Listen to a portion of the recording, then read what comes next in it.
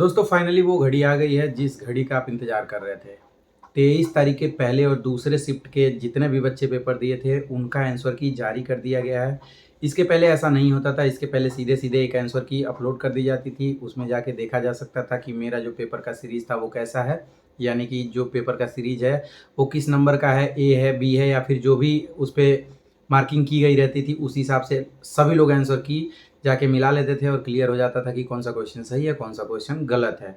लेकिन इस बार ये ऐसा हुआ है कि अलग-अलग दिनों में अलग-अलग शिफ्टों का आंसर की जारी किया जा रहा है। उसी के क्रम में आज 23 के पहले शिफ्ट और दूसरे शिफ्ट का आंसर की जारी कर दिया गया है। मैं कमेंट सेक्शन में या फिर डिस्क्रिप्शन बॉक्स में लिंक पिन कर दे रहा हूँ। आप उस पिन पे क्लिक कर दीजिएगा।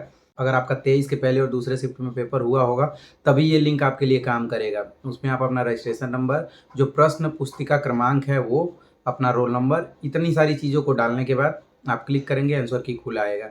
आंसर की खुलने के बाद आप देख सकते हैं कि जो आपने ओएमआर में भरा था उसमें किस ऑप्शन पे टिक किए हैं और जो ऑफिशियल आंसर की है उसमें कौन सा सही है। अब आपको मिलाने का तरीका बता देता हूँ। एक कॉपी लीजिएगा।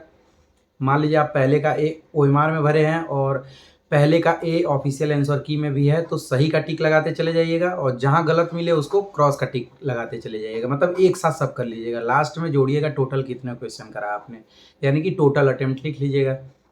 ये देखिएगा कितने क्वेश्चन गलत हैं उसमें।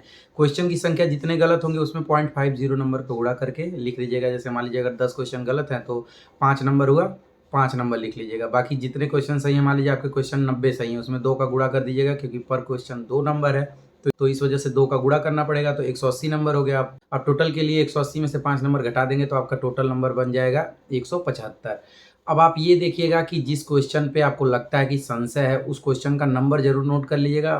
उसको गूगल से या किसी बुक से सर्च करने की कोशिश करिएगा, या फिर अगर आपको पहले से पता है कि हाँ ये यहाँ पे दिया हुआ है या फिर इसका आंसर ये है तो उसके स्क्रीनशॉट को लेके आप लिंक पे जाइएगा। वहाँ से आपत्ति दर्ज करने के लिए इस फोटो को अपलोड करके और बाकायदे डिटेल में लिख दीजिएगा कि इस पब्लिकेशन के पेज नंबर इतने के क्वेश्चन नंबर इतने का आंसर इतना है, उसी आधार पर इसका आंसर ये होना चाहिए।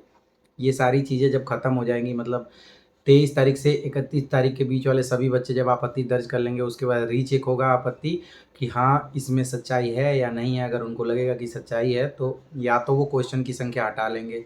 मतलब जैसे मान लो अगर आप 150 क्वेश्चन किए और उसमें 2 क्वेश्चन गलत थे तो 148 पे आपका मार्किंग हो जाएगा, नहीं तो वो सबको बराबर नंबर दे देंगे।